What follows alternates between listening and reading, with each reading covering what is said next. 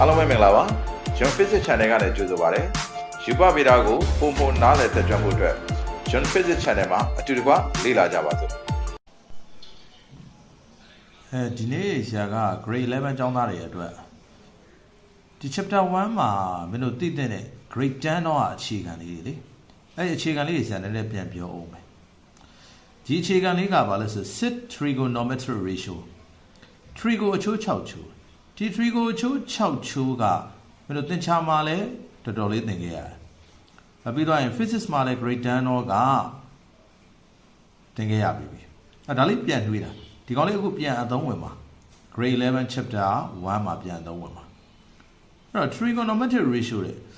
ဒီ trigo အချိုး6ချိုးကိုသိဖို့အတွက်ဆရာတို့ဒီမှာ3ကံပုံလေးနဲ့ဒီ3ကံပုံလေးကဒေါက်မှန်3ကံလေးအဲ့ဒီဒေါက်မှန်3ကံလေးမှာဒီမှာတီတာဆိုတဲ့ဒေါက်ဒီမှာဒေါက်တစ်ခုတတ်မှတ်လိုက်တယ်ဆရာဒီဒေါက်ကိုတတ်မှတ်လဲရတယ်ဒီဒေါက်ကိုတတ်မှတ်လဲရကြိုက်တဲ့ဒေါက်တစ်ဒေါက်ဆရာဒေါက်တစ်ဒေါက်ယူလိုက်တယ်ဒါကဒေါက်မှန်3ကံဒေါင်းတော့ဆရာယူလိုက်တယ်ယူပြီးဟောဒီဒေါင်းကနေပြီးတော့ကြည့်လိုက်ဒီဒေါင်းနဲ့မျက်နှာချင်းဆိုင်တဲ့တဲ့ကအနာကိုဒေါင်းနဲ့မျက်နှာချင်းဆိုင်ပို့လို့ဆရာတော့ opposite လို့နာမည်ပေးတယ်ဟောဒီဒေါင်းနဲ့နီးကပ်နေတဲ့ဟောဒီအနာလေးဒီဒေါင်းနဲ့နီးဆက်နေတဲ့ထိဆက်နေတဲ့ဟောဒီအနာလေးကို adjacent နီးဆက်အနာလို့ဆရာတော့ခေါ်တယ်ဒါကဒေါင်းမှန်ဟောဒီဒေါင်းမှန်နဲ့တဲ့တဲ့ဒီဒေါင်းမှန်နဲ့တဲ့တဲ့အဲဒေါင်းမှန်နဲ့တဲ့အနာလေးကြတော့ဒေါင်းမှန်ကအနာဒါ hypotenuse မင်းတို့သိခဲ့ပြီသားဒါဆိုရင်ဒေါင်းမှန်3ကတခုကိုအနာလေးတွေနာမည်ပေးလိုက်တော့ဒါဒေါင်းမှန်ပြီးတော့ကျန်တဲ့နှောင်းရှိမယ်ကျန်တဲ့နှောင်းတွေရတယ်မကြိုက်တဲ့နှောင်းယူလို့ရတယ်အခုဆရာဒီဒေါင်းကယူလိုက်တယ်ဒီဒေါင်းကနေကြည့်လိုက်မျက်နှာချင်းဆိုင်က opposite ဒီဒေါင်းနဲ့ကလျက်ရှိတဲ့အနာကကြတော့ adjacent ပြီးတော့ဒေါင်းမှန်နဲ့မျက်နှာချင်းဆိုင်က hypotenuse okay ဒါဆိုရင်ဆရာကဒီပုံလေးကိုဒီမှာထပ်ဆွဲပြ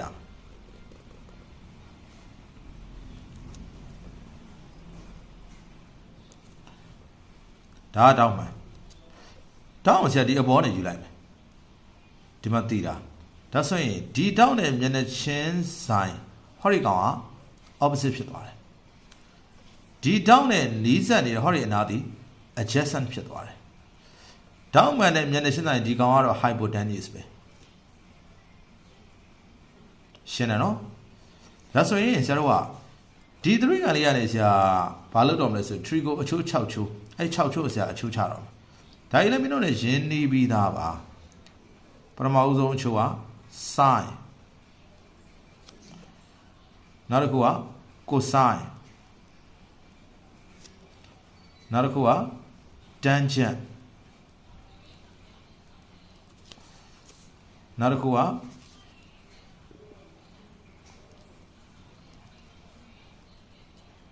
cotangent နောက်တစ်ခုက secant နောက်တစ်ခုက cosecant အဲ့ဒီမှာ sin အချိုးဒီ sin အချိုးကိုလိုချင်တယ်ဆိုလို့ရှိရင်တဲ့တော့ဘာလုပ်ရလဲဆိုလို့ရှိရင်3ကနေမှမင်းယူထားတဲ့မင်းသိတဲ့ထောင်မင်းကိုပေးထားတဲ့ထောင်အဲ့ဒီထောင်ကနေကြည့်လိုက်ထောင်ကနေရှိတဲ့မျက်နှာချင်းဆိုင်အနာ opposite နဲ့ hypotenuse နဲ့အချိုးချရတယ် O/H ကိုဆိုင်အချိုးကိုလိုချင်ကြတော့တဲ့ဟောဒီထောင်နဲ့နီးစပ်တဲ့အနာ adjacent ကို D hypotenuse နဲ့စာပြီးရင်နောက်တစ်ခါ tangent ဆိုတဲ့အချိုးကိုလိုချင်ကြတော့တဲ့ဒေါင်းနဲ့မျက်နှာချင်းဆိုင်ဖြစ်တဲ့ opposite ကို D ဟောဒီဒေါင်းနဲ့နီးစပ်အနာဖြစ်တဲ့ adjacent နဲ့စာဒီ3ချိုးသိသွားရင်ရပြီဒီ3ချိုးသိသွားပြီဆိုလို့ရှိရင်ကျန်တဲ့အချိုးလေးတွေကဒါလေးတွေပြောင်းပြန်လှန်လိုက်ရတယ်အလွယ်တကူပဲtangent ရဲ့ပြောင်းပြန်သည်ကို tangent A/O secant ရဲ့ပြောင်းပြန်secant ကဘယ်သူနဲ့ပြောင်းပြန်လဲဆိုလို့ရှိရင် cosine ရဲ့ပြောင်းပြန် cosine ရဲ့ပြောင်းပြန် secant ဒါဆိုလို့ရှိရင် H/A ပြီးရင်နောက်တစ်ခါ sin ရဲ့ပြောင်းပြန် cosecant H/O တချို့ဆရာကြီးတွေကဒါလေးကိုအလွယ်တကူမှတ်တာလည်းရှိတယ် ဒီပေါင်းရပိုင်းတွေကိုတည်တတ်ပေါင်းရပိုင်းတွေကို OA OA HH ပိုင်းခြေတွေကို HHAOAO H H A O A O A O ဒီလိုလေးမှတ်တယ်ဒါလေးက sin အချိုးဒါလေးက cosine အချိုးပြီးရင်ဒီကောင်လေးက tangent ဒီကောင်က cotangent ဒီကောင် secant ဒီကောင်က cosecant နဲ့အဲ့လိုဒီ3ကိုချိုး6ချိုးကတော့မင်းတို့ရင်းနေပြီးသားအရန်ကြီးလက်ဆရာသေးသေးချာပြောပြဖို့လည်းမလိုတော့ဘူးအဲ့ဒါပေမဲ့တစ်ခေါက်တော့ထပ်ပြောပြမယ်ကြည့်3ကိုအချိုး6ချိုးရှိတယ် sin ရယ် cosine ရယ် tangent ရယ် cotangent ရယ် secant ရယ် cosecant ရယ်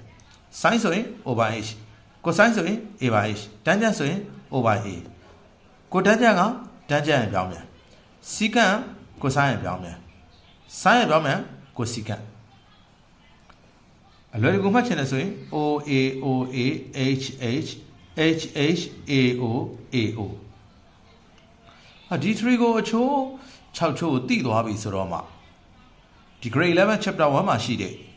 motion နဲ့ပတ်သက်တဲ့ formula တွေအကြောင်းတွေရှင်းပြတဲ့အချိန်ကြလို့ရှိရင်မင်းတို့အနေငယ်နားလဲမှာအနေငယ်မဟုတ်ပါဘူးတေးသေးချာလေးနားလဲသွားမှာအဲ့တော့ဒီနေ့တော့ဒီ3ကိုအချိုး6ချိုးလေးနဲ့ပဲဆရာတို့ခဏနားလဲအောင်နော်အားလုံးပဲကျေးဇူးတင်ပါတယ်